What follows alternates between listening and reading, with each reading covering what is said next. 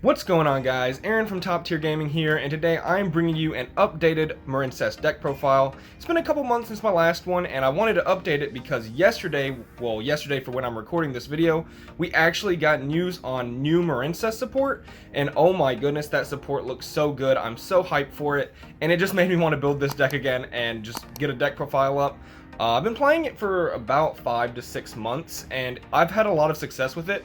Although I'm actually kind of cursed with the deck. I like to say it has an X1 curse, because most of my tournament runs with this deck, I've gone X1. Like if it's a 40-person case tournament, I'm going X1. If it's an 8-man locals, I'm going X1, which I often joke that I'm going to take this deck to a regional because I'm just going to go X1 in top 8. So that is the idea behind the X1 curse, and it just hits me every time. So I actually don't think I've ever gone X2 at a tournament, and I've gone XO once. But yeah, so Marincess got new awesome support. I'll kind of go through that with this deck, but this is the deck for how it is now, and the biggest update for this deck in this current format will be Crossout Designator. It helps this deck a ton because it's always been kind of weak to certain interruption points, and yeah, Crossout helps a ton, and you were already playing loads of hand traps for the way this deck works.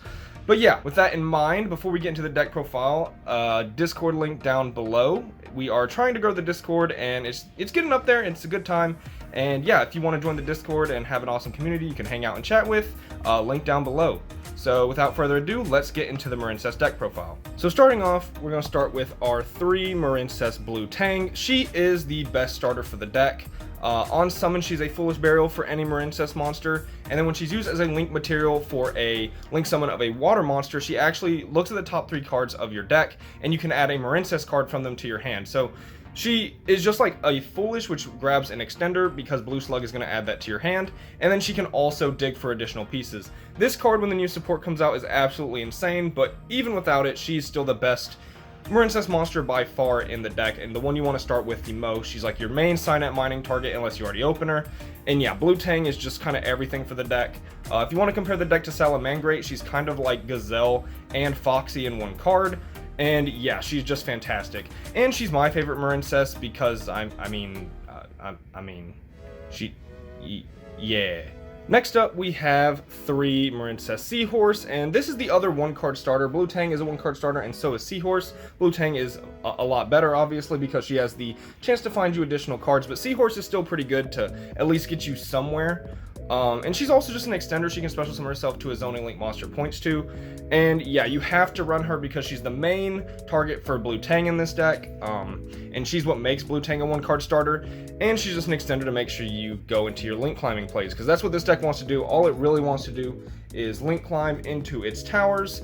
And then we have 3 Pascalis. So this card is a super cool extender that helps you play past initial interruption. This deck can be pretty weak on normal summon, and Pascalis kind of helps you avoid that. However, she's not great on her own. She does nothing by herself without an extender, which stinks. But yeah, so on summon, she's a Marauding Captain for a Marincess monster. You just summon one from hand, and that's very good because she's level 4. So she helps you go into Bahamut Shark plays a lot easier, which can help you play around Nibiru. And that's one thing I like about this deck over something like Salamangreat, even though they're both very spammy cyberse type decks. This deck has ways to get into Totally Awesome much faster than Salamangreat ever finds a negate for Nibiru. And you don't have to play things like Rafflesia and the Gravedigger's Trap Hole. You just kind of make Toad, which is already good. And Pascalis can help you there, but also she is a Marincess name, which is the reason we are maximizing her. We want to maximize on Marincess names. However, we're only playing 2 Mandarin as the last Marincess monster. She's very good. She's an extender from Grave, and she can also extend from hand, but mostly you want to use her as an extender from Grave because it's just free value. Makes it a very easy discard for cards like Signet Mining or Swap Frog, which, spoiler alert, we are playing the Frog package. But yeah, Mandarin, just a super fantastic card, and again, can just help you link climb into your place. For some extenders, we are running 2 Shathana. I'm not playing this in my current build testing with the new support, but this card's really good because, again, it can help you get into Bahamut Shark before you actually get to Summon 5, which is very nice. And also, it's just an additional water extender that can help you go into your plays, so Shathana fits in the deck very, very nicely. And then next up we have this 4-card package. We have the 3 Swap Frog and the Ronin Totem. Honestly, I think this is one of the best parts about the deck. Swap Frog is what makes like a water strategy really good, and what this deck has going for it right now over something like Salamangre is this Frog package, because not only is Swap Frog just a crazy extender and just keeps summoning and can bring out multiple extenders in a turn, he also allows you to go into Totally Awesome, and him plus Coral Anemone can do some really crazy plays where you end with your towers and Totally Awesome, or multiple Totally Awesome depending on how gas your hand was. But yeah, Swap Frog is just fantastic, has a lot of synergy in the deck because of course it's all water, and ending your board with Toad is fantastic, and that is why we choose to run this 4-card package. We're not running like Dupe Frog or any additional frogs because they start to brick. Like already sometimes you draw the one Ronin Totem and it's not great, but you do have to play it. Next up, on to the hand traps, which are like the go second cards of this deck, because this deck can have a tough time going second. At least the engine of the deck has a tough time going second, so we do supplement with hand traps, and we're running a lot of hand traps for another reason. But also the ratios are going to look weird because of Crossout Designator. So we're going to run 3 Ash Blossom, that's pretty standard, just the best hand trap, and the one we are going to maximize at 3 most often. And then we're running 2 Bell. Bell's just like a fantastic hand trap, but also hurts this deck pretty hard because you do a lot of things that target the graveyard. 2 Effect Veiler. Super good in this deck because you need to protect your field spell, so this can protect your field spell from cards like Access Code or Nightmare Unicorn, Nightmare Phoenix, and the like. And then 1 Imperm. I'm going to have to explain that. I know why 2 Veiler, 1 Imperm. I'll get to that here in a second. And then 2 Phantasme, 3 Nibiru. These are just like very, very high impact go second hand traps. Well, it's not like Phantasme by himself is super high impact, but he does a good job of helping you find your other hand traps because you are running so many, as well as just being a good body and hand fixing. So also you are a link deck, so it's not terrible to cross out Designator or Phantasme. And then 1 Ghost Sister and Spooky Dogwood. I play one of her in a lot of my Marincess builds just because she is a water, she has some synergy, she can be added back off Toad, and she pretty much guarantees you'll live a turn, so you can actually capitalize on the follow-up, which Marincess have a lot of follow-up, so she allows you to capitalize on it by ensuring you survive and get to use the follow-up. So now to explain the 1 Impermanence. Imperm is actually super bad in this deck, or it's not like terrible if you draw it. However, the core strategy of the deck is to summon Coral Anemone, who draws cards in your opponent's standby phase. So ideally you want to draw hand traps with her. If you draw Infinite Impermanence, it's not usable, it's actually just a dead card in your hand. You want to draw literally anything else. The only reason I'm playing Imperm over the 3rd Veiler is for Crossout Designator, so I've cut down from 3 Veiler to 2 Veiler and an Imperm. Of course, if you draw Imperm going second, it's fantastic, great way to break boards, super good card, but it's just less good in this strategy over Veiler because of the way Coral Anemone works, and that's why the ratio looks so weird. But yeah, the ratios overall are, you know, different for Crossout because we have to play a lot of different hand traps. On to the spells, we have the 1 Battle Ocean.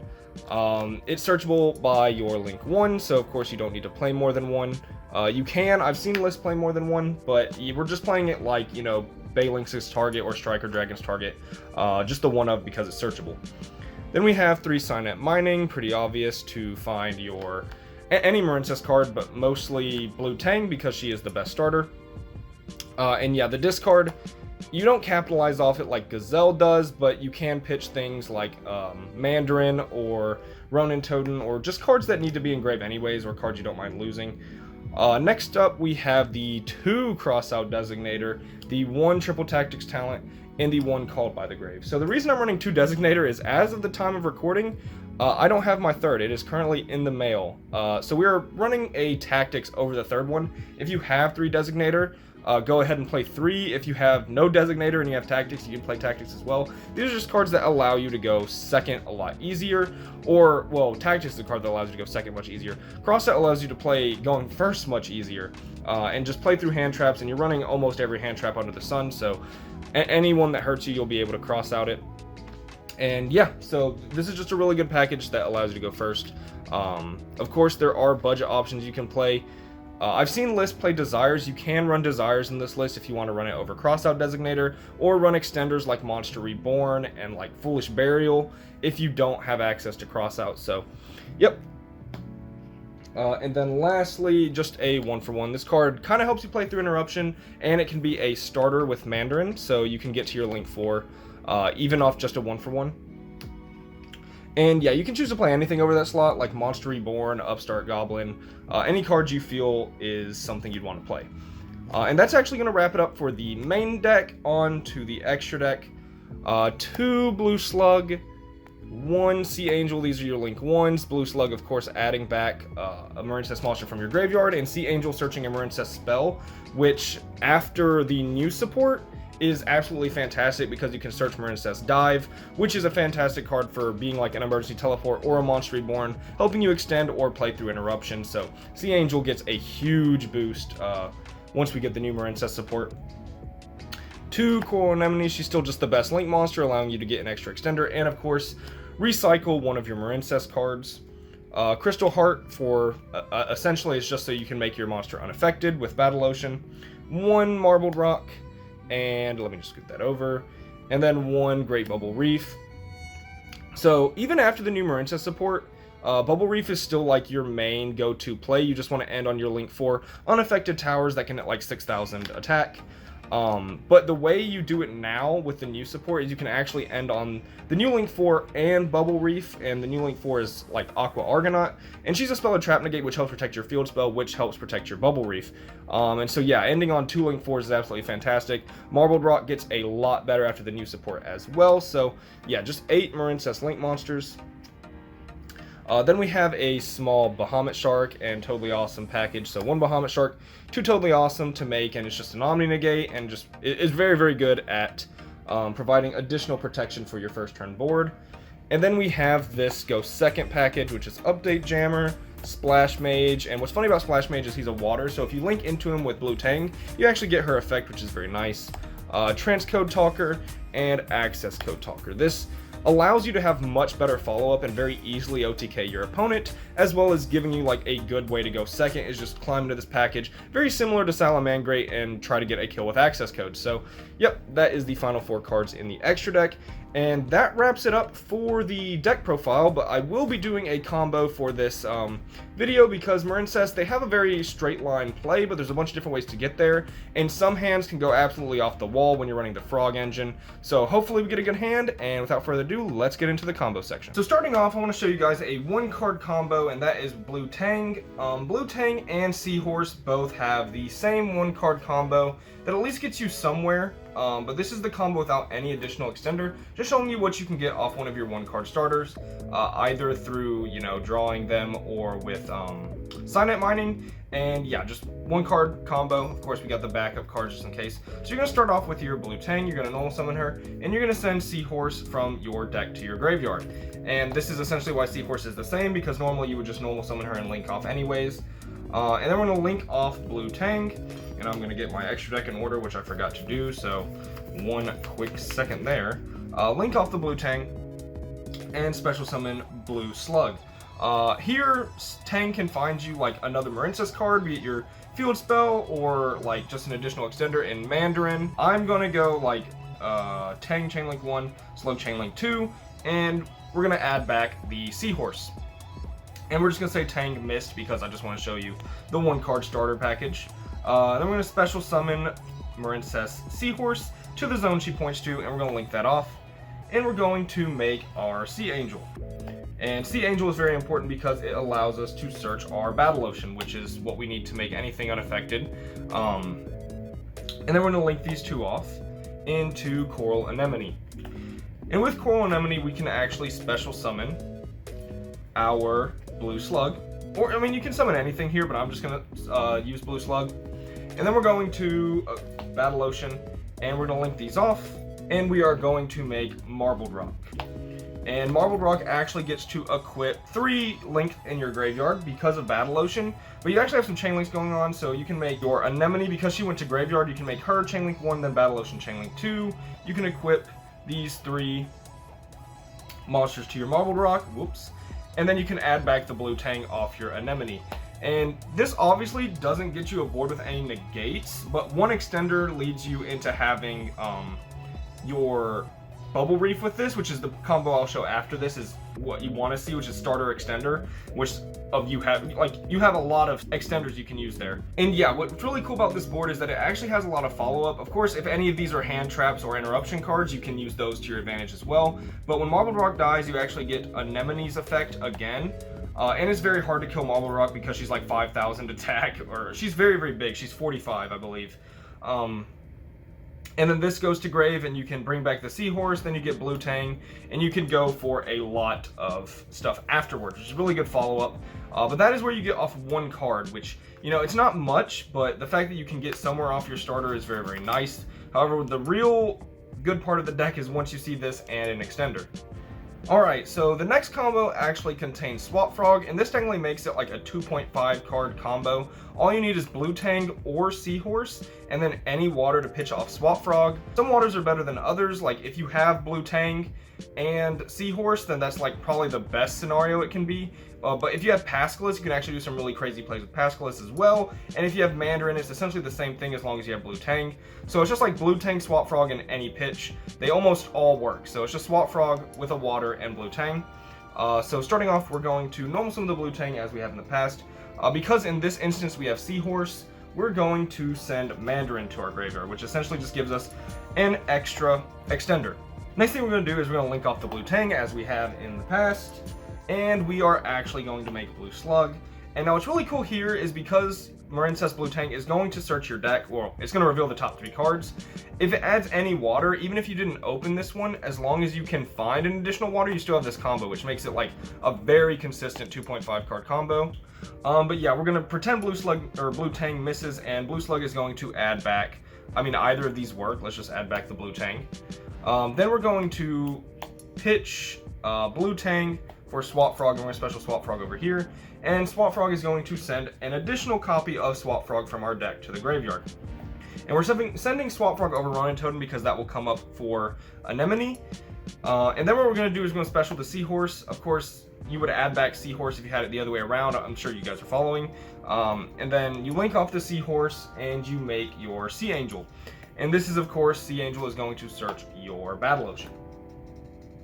And from this point, you can special summon your Mandarin to this zone, which is why we summon Swap Frog over here.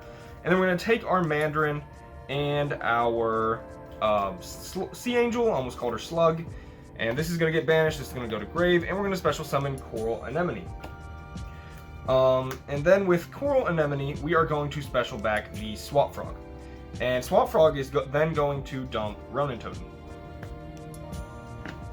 Then from here, we're going to take our Swap Frog and our Blue Slug, and we are going to make the Crystal Heart, because it is a requirement so that our Great Bubble Reef is unaffected by card effects. In fact, let's just go ahead and activate the Battle Ocean while we're at it.